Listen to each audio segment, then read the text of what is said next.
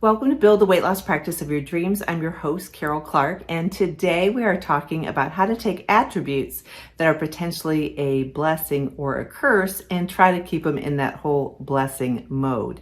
Just like everyone else, I have a few attributes that can go either way, and I'm going to share 3 particular ones with you.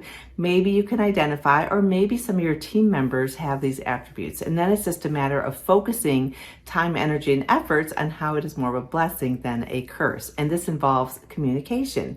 So the first one of my attributes is that I am a problem solver, which on the surface sounds awesome because I love to solve problems. As soon as something happens, I don't think about, oh, whoa, this is terrible, that sort of thing. And if I do, I don't stay there very long. I'm automatically going into problem solving mode. What are we going to do? How are we going to get out of this? How are we going to fix it? What can we do to make it better? And it's just my natural personality, which works really well when I'm working with practices because they'll have frustrations and they'll have things that they want to figure out. And I can present them with a lot of different ways to figure it out and even help them do that work with them. It can be a curse though, because sometimes people don't want you to solve their problems. This happens a lot of times in interpersonal relationships, perhaps like with my kids or my husband or somebody, they come up with something, they really just want me to listen. They don't want me to solve the problem. And it is so hard for me to not try to solve the problem because I want everything to work out. I want everyone to have that to be without problems. I like it when people are happy. So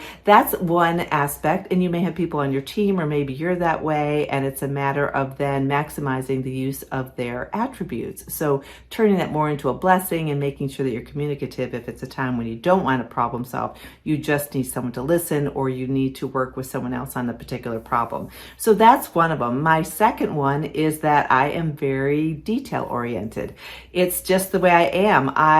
When I put together a blueprint for a practice, it has all the research, the market analysis, a gap analysis, and then a detailed plan of what you're going to do to get you from point A to point B. Most physicians love that because then they approve it. I go ahead and I implement it with either them or their team. It works out really awesome, but I can be so detail oriented that sometimes you can lose the forest for the trees. I can get so in the weeds that sometimes you miss the big picture or the goal, and you can then have some issues that arise because of that. It could slow down progress, or sometimes you're so busy doing that you might have your ladder on the wrong wall. But that's why that vision ahead of time is so important. So being detail oriented is another one of those things that can be a blessing or a curse. You can do that when you're entertaining or when you're having an event at your practice. You get so caught up in the details that you don't take the time to pause, take a deep breath, enjoy the experience and what's going on around you. So we all have to take that and try to get a good balance of that. So that's the second one. The third one that sometimes can be a problem for me is that I am a good listener. I love hearing people's stories. I love hearing where they are, where they want to be, what their goals are.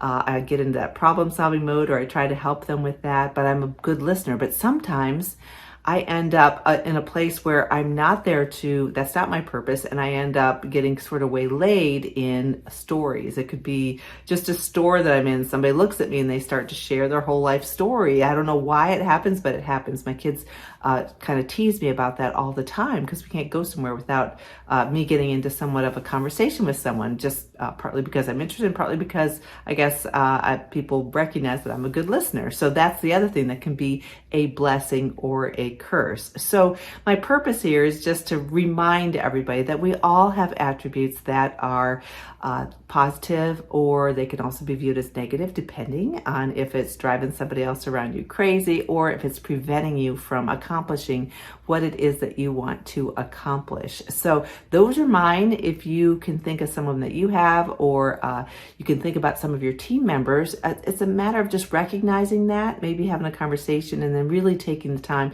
to know who has what strengths and what attributes can really serve your practice the most, and focus their outcomes, the assignments that you give them, on what their strengths are.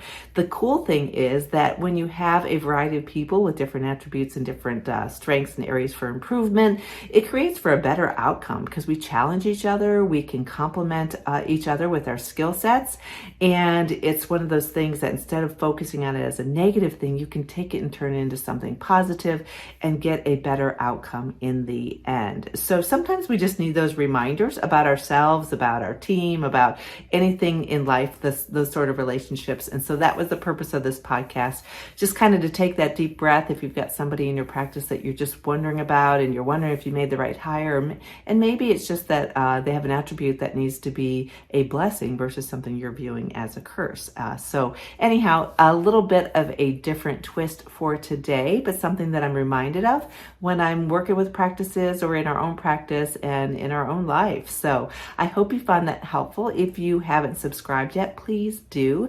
If you want some extra resources, just go to weightlosspracticebuilder.com/free and you will find a number of resources to grow your practice. Lots of blogs, podcasts at that website as well. The latest one that I just created and put in there is really 30 different strategies and tips to quickly grow your business and have sustained success. So that's a new one that I just put in there. If you go to that website, you can find it. And it's also something we're deep diving into in membership this month at bariatricbusinessboss.com. I thank you for your time and I hope you found this helpful. And let's all focus on those blessings versus those things that can be viewed sometimes as a curse. Take care.